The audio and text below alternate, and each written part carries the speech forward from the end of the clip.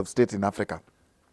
So if Baba doesn't get AU and he decides that I want to give it the last shot, will they not betray Ruto?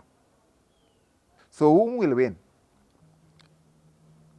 The likelihood of Gachagua and Kalonzo team winning are so high because the constituency of William Ruto and Baba will divide votes. So Baba and President are only safe if Baba wins AU.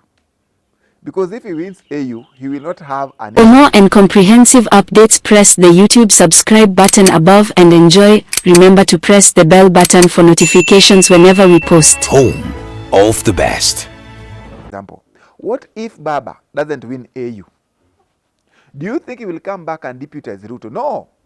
He will come back and try to pull his team and say, now this guy is weak. Now it is every time for me to be president. He will not agree to deputize Ruto. It's not possible. What if Baba doesn't become AU chair? Because AU has nothing Kenyan. Whether we cry, whether we do what, we don't influence the voting of the heads of states in Africa. So if Baba doesn't get AU and he decides that I want to give it the last shot, will they not betray Ruto? They will go back and form a group and say, we are going back to a faction. There will be three factions. One, the one which is being led by William Ruto as a president, trying to fight back to retain his seat. Then Baba with his troop. You will see his troop systematic. This is not the first time that the troops of Baba are walking out of national government. We had seen when Kibaki, during post-Katiba Orange and Banana, when Kibaki failed to nominate Baba back to cabinet, his troop moved out. So what if Baba doesn't win this AU and he moves out of Kenya Kwanza? So when he moves out, he will not agree. I don't think Baba can ever agree to be deputize anyone in the election. So he will say, I am going for presidency because now we have a weak president. Yeah? Gachagua, Kalonzo, Wamalwa and the other team will be forming a political faction. Ruto again there. So whom will win? The likelihood of Gachagua and Kalonzo team winning are so high because the constituency of William Ruto and Baba will divide votes. So Baba and President are only safe if Baba wins AU. Because if he wins AU, he will not have an interest in vying for presidency. If he doesn't win, then the person who is at the highest risk is the president. Because whether Baba loses or doesn't lose, he will still remain in opposition. The Pentagon might come back.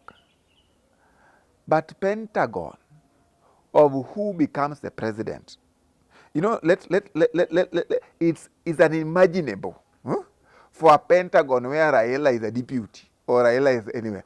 Pentagon can only be Pentagon when Raila is a presidential candidate. Can Ruto allow himself to step down to be a deputy president? So there's no Pentagon.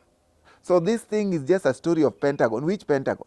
There can never be a Pentagon when Baba is not a presidential candidate. So that's a fact. So the only thing that will happen, Pentagon can only be Pentagon when Baba wins AU. If he doesn't win AU, there's no Pentagon. He will come back and tell Ruto, please, I will support you, support me, but I will be the presidential candidate. For premier position, for Baba to be a premier, he will even advocate for President William Samoei Ruto to be premier. You know why? He has tested the premier position. He saw the challenges in it. He said, you know, these guys do not respect this office. They are not even spreading the adequate carpet. I don't think Baba will agree for premier. Baba will just say, no, you know, President, we are going to give you premier. I cannot be a presidential candidate and then back nominated. You know, I know. You know, we all know. And that is why we are saying as young people, we want to form a different narration about the political formation and factions in the future. Because these people who are saying Pentagon know that there is no Pentagon when Baba is not a presidential candidate. Yeah? The only Pentagon, the only way that it can be some Pentagon is when he wins AU. If he doesn't win AU, then he will come back and tell our people, you know, my people, you know, we tried that thing, but now it's our last chance. Later, our last bullet. But because of political and local interest, the governors who are in ODM will just support Baba. Yeah, they will say, if Baba is the presidential candidate, we support Baba. Why? Because of the interest of Baba and their own personal interest.